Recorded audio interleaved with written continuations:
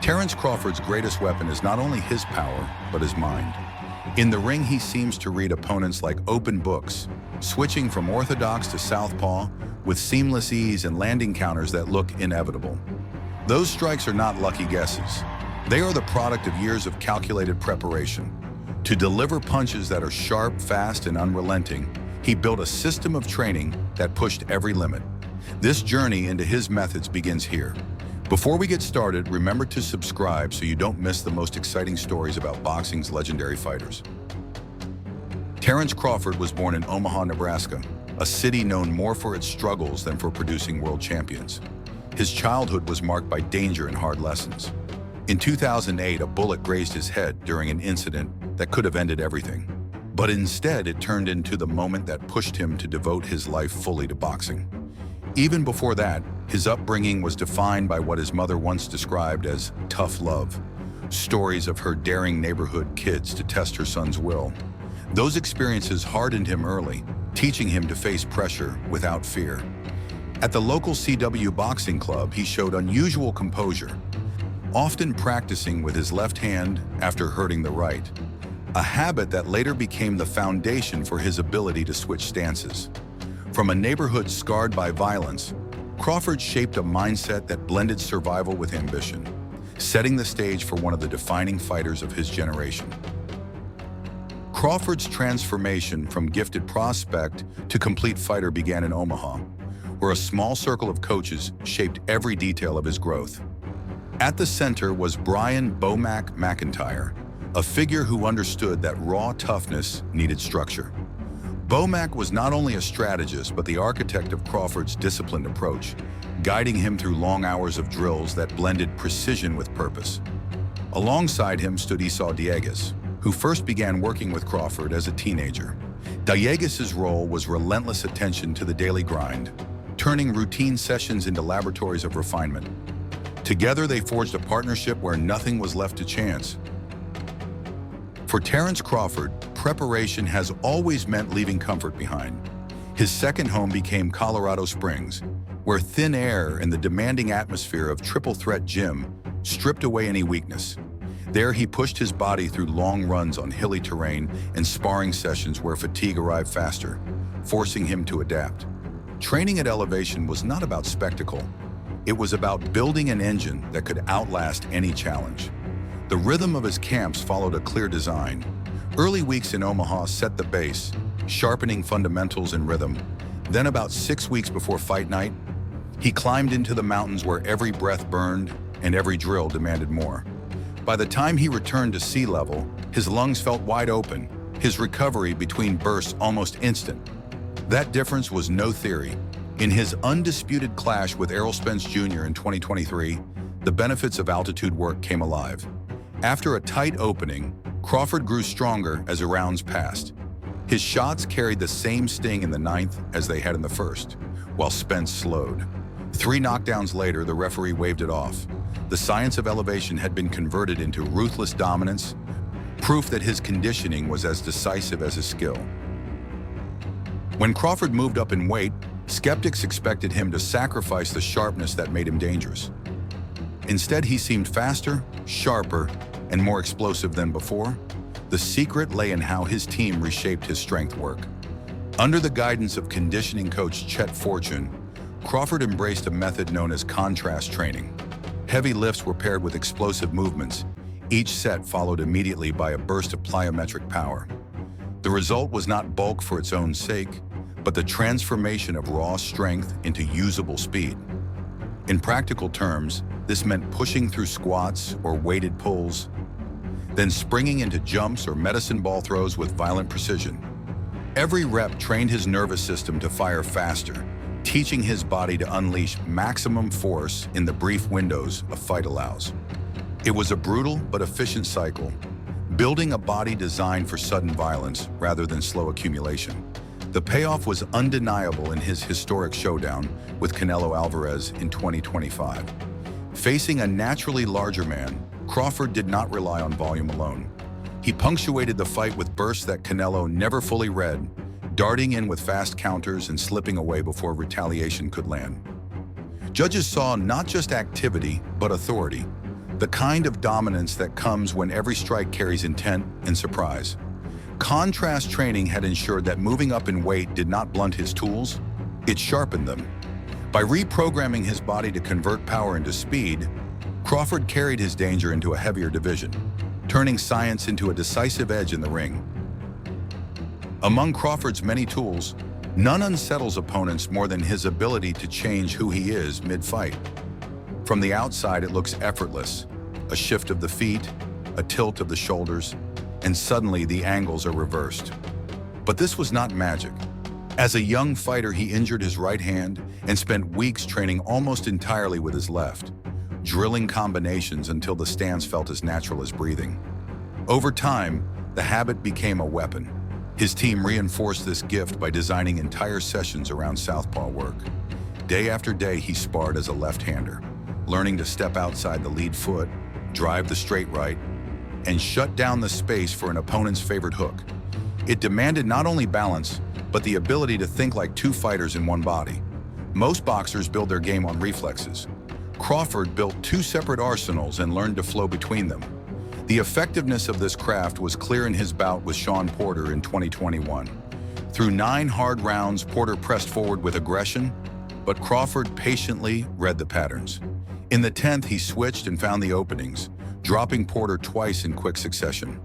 What looked like sudden brilliance was really the product of years of southpaw drilling, rehearsed thousands of times. For Crawford, switching stances is not a gimmick. It is a system of control, a way to dictate geometry and rhythm until the fight bends to his will. As Crawford's ambitions grew, so did the science behind his preparation. To move through divisions without losing sharpness, he turned to environments where every variable could be measured. At the UFC Performance Institute in Las Vegas, specialists monitored his workload, nutrition, and recovery, capturing the fine details of how his body responded under stress. For Crawford, this was not luxury, it was necessity. The information guided when to push and when to pull back, ensuring he arrived at fight night with energy reserves instead of fatigue. By tracking recovery and adjusting training loads, he preserved the quickness that defines his style. It allowed him to add muscle for heavier divisions while keeping his rhythm intact. The result is a fighter who appears calm yet alert in the late rounds, able to strike with precision even when others begin to fade. Science did not replace grit, but it gave Crawford's grit a sharper edge. Inside Crawford's camp, training is not a series of disconnected drills, but a tightly woven routine where every coach plays a defined role. Brian "Bo-Mac" McIntyre stands at the center, mapping the fight plan with an eye on each opponent's habits. He shapes the larger themes, footwork, timing, distance control, that will guide the camp. Once those themes are set, Esau Dieguez brings them to life through daily technical sessions. His job is relentless repetition, catching flaws the moment they appear, and adjusting Crawford's mechanics until movements flow without thought. What might seem like a simple shadowboxing round becomes a laboratory where small corrections are multiplied into large advantages. Supporting them are assistant coaches who align strength and conditioning with the tactical goals of the day. If the focus is distance control, physical work emphasizes balance and core stability. If the theme is counterpunching, conditioning targets explosive bursts. This unified approach ensures no session is wasted. By the end of camp, Crawford's physical and tactical preparation move as one, giving him the confidence that every detail has been covered. Crawford's physical gifts alone do not explain his dominance. What sets him apart is a competitive fire that refuses to cool. Friends and coaches describe him as a man who must win at everything, whether a board game, a sparring session, or a race to finish conditioning drills. That obsession is not arrogance, it is training for the mind. Each small contest builds a pattern of refusing to accept defeat, sharpening instincts under pressure. In the gym, this mindset translates into pressure rounds, where Crawford begins a sparring session already behind, on points, or deliberately fatigued. He must solve problems with his back to the wall, just as he might in the late stages of a championship fight. This forces him to read faster, decide quicker, and trust his preparation when exhaustion sets in. The calm demeanor fans see on fight night is the product of these tests. Crawford does not panic when hurt or pressed because he has rehearsed those scenarios again and again. Every choice in the ring, whether to step back, switch stance, or launch a counter, comes from a mind trained as ruthlessly as the body. Behind the intensity of Crawford's training lies an equally strict commitment to recovery. In Omaha, his days follow a steady rhythm built on structure and routine, creating a base that keeps distractions away. When camp shifts to the mountains, that rhythm sharpens into long nights of rest, controlled nutrition, and active recovery that ensures his body is ready for the next demand. Ice baths, massage, and measured downtime are treated with the same seriousness as sparring. This approach means he does not merely survive training. He arrives at fight night refreshed, carrying the assurance that every muscle, every tendon, and every breath has been prepared to endure the pressure of championship rounds. Even a fighter as complete as Crawford has drawn debate. Stories of his mother challenging neighborhood kids to test his toughness have circulated for years, shaping his reputation for resilience. Analysts also question whether relying heavily on a southpaw stance in recent fights is always the ideal strategy. Some see it as his sharpest weapon, others warn it could invite risks against certain styles. These discussions do not diminish his standing. They highlight how closely his methods are studied and how every choice becomes part of boxing's ongoing conversation. The results of Crawford's preparation speak for themselves.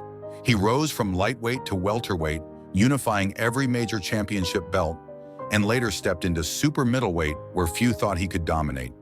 His performances against elite opponents showed not only skill, but the endurance, speed, and adaptability forged through years of disciplined camps. Victories over names once considered untouchable confirmed him as one of the standout fighters of his generation. Beyond the titles, Crawford's impact reaches home. In North Omaha, the B&B Sports Academy stands as a living symbol of his journey. It is more than a gym. It is a safe haven where young people learn discipline and self-respect in the same building where Crawford himself trains. The academy reflects his belief that preparation is not just for the ring, but for life. Crawford's story is proof that greatness is built, not inherited. His conditioning at elevation, his scientific approach to strength, his mastery of stance switching, and his mental preparation all merge into a blueprint for success. The belts and the recognition are milestones, but the lasting mark is how he turned relentless preparation into influence both inside and outside the sport. From the mountains of Colorado Springs to the daily grind in Omaha, Terence Crawford built himself through discipline and design. Altitude conditioning, contrast training, and relentless stance work fused with a sharp mind to create one of the defining fighters of his generation. His path shows that greatness is not luck, but preparation turned into mastery. If you enjoyed this story, don't forget to like, comment, and subscribe, and check out more similar videos on the channel. Your support means a lot to us. Thank you.